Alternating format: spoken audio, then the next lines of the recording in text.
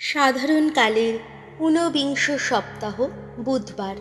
প্রথম পাঠ, দ্বিতীয় বিবরণ পুস্তক, 34 অধ্যায়, পদ সংখ্যা 1 থেকে 12। মোশির মৃত্যু কাহিনী ও তাঁর মাহাত্ম্যের বর্ণনা। মোয়াবের প্রান্তর ভূমি ছেড়ে মোশি গিয়ে উঠলেন নেবো পর্বতে, সেই পিসকা পর্বতের চূড়ায়, যা জেরিখোর ঠিক উল্টো দিকেই রয়েছে।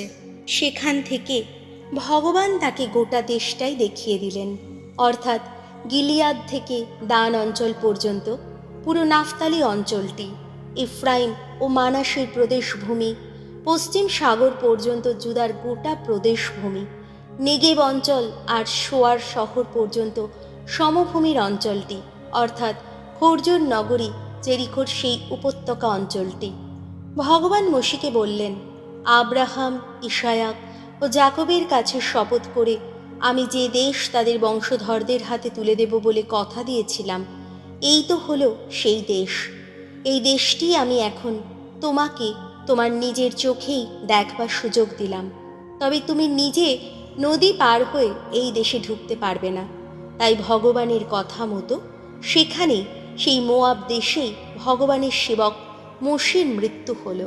তাকে সমাধি দেওয়া হলো মোয়াব দেশের সেই উপত্যকায়, যে উপত্যকা বেথ পেওরের সামনাসামনি রয়েছে। তার সমাধি স্থানটি যে কোথায় তা আজও পর্যন্ত কেউই জানতে পারেনি।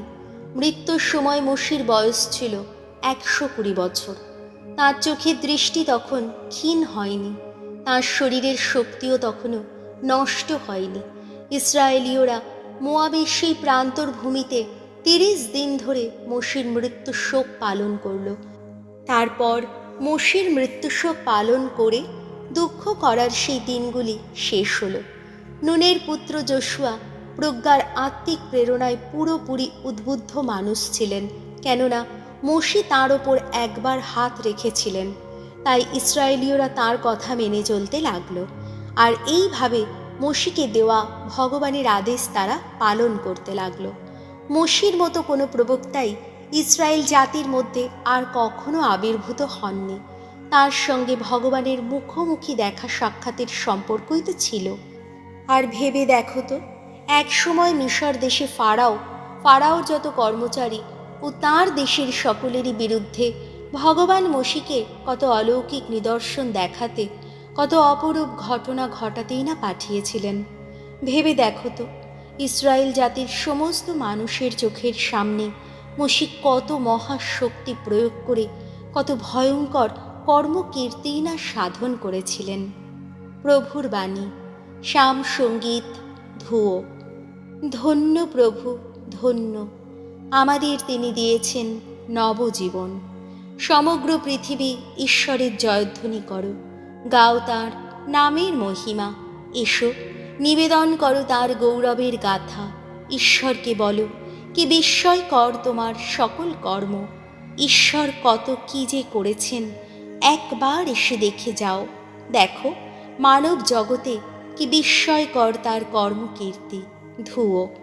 ধন্য প্রভু, ধন্য, আমাদের তিনি দিয়েছেন নবজীবন। ঈশ্বর সম্ভ্রমী যারা, সকলেই এসো, কান পেতে শোনো, আমার জন্যে তিনি কত কি যে করেছেন। এসো, আজ তোমাদের সে কথা শোনাই। কত না উন্মুখ হয়ে জানিয়েছি মিনতি সেদিন, তখন আমার ওষ্ঠে জেগেছিল তাঁর স্তুতি গান। ধুয়ো। ধন্য প্রভু, ধন্য, আমাদের তিনি দিয়েছেন নবজীবন। বাণী বন্দনা। জয় জয়, প্রভুরও জয়। খ্রিস্টের মধ্যে স্বয়ং ঈশ্বর ঘটালেন নিজের সঙ্গে পুনর্মিলন। সেই বাণী প্রচারের ভার আমাদেরই হাতে তিনি করলেন অর্পণ। জয় জয়, প্রভুরও জয়। মথি রচিত মঙ্গল সমাচার, 18 অধ্যায়, পদ সংখ্যা 15 থেকে 20। কোনো ধর্ম ভাইকে অন্যায়ের পথ থেকে ফিরিয়ে আনার রীতি, সম্মিলিত প্রার্থনার সার্থকতা। যিশু একদিন তার শিষ্যদের বললেন, তোমার ভাই যদি কোনো অন্যায় করে, তবে তুমি গিয়ে যেখানে শুধু তুমি আর সেই আছো, সেখানেই তাকে তার অন্যায়টা বুঝিয়ে দাও। সে যদি তোমার কথা শোনে, তার মানে তুমি তোমার ভাইকে ফেরাতে পেরেছ। কিন্তু সে যদি না শোনে, তাহলে তুমি বরং দু একজনকে তোমার সঙ্গে নিয়ে যাও, যাতে দু তিনজন সাক্ষীর সাহায্যে সমস্ত ব্যাপারটার একটা নিষ্পত্তি হতে পারে। সে যদি তাদের কথাও শুনতে না চায়, তাহলে তুমি বরং মণ্ডলীকেই সব কথা জানাও। আর সে যদি মণ্ডলীর কথাও শুনতে না চায়, তাহলে তুমি বরং তার সঙ্গে এমন ব্যবহারই করো সে যেন কোনো বিধর্মী বা কোনো কর গ্রাহক। আমি তোমাদের সত্যিই বলছি, পৃথিবীতে তোমরা যা কিছু বেঁধে রাখবে, স্বর্গেও তা বেঁধে রাখাই হবে। আর পৃথিবীতে তোমরা যা কিছুর বাঁধন খুলে দেবে, স্বর্গেও তার বাঁধন খুলে দেওয়া হবে। এই কথাও আমি তোমাদের বলে রাখছি, তোমাদের মধ্যে দুজন যদি এই পৃথিবীতে কোনো কিছুর জন্যে এক মন হয়ে প্রার্থনা জানায়, তাহলে স্বর্গে বিরাজমান আমার পিতা তাদের সেই প্রার্থনা নিশ্চয় পূর্ণ করবেন। কেননা দু তিনজন লোক আমার নাম নিয়ে যখন যেখানে মিলিত হয়, আমি সেখানেই আছি, তাদের মাঝখানেই আছি। প্রভু যীশু খ্রিস্টের মঙ্গল সমাচার।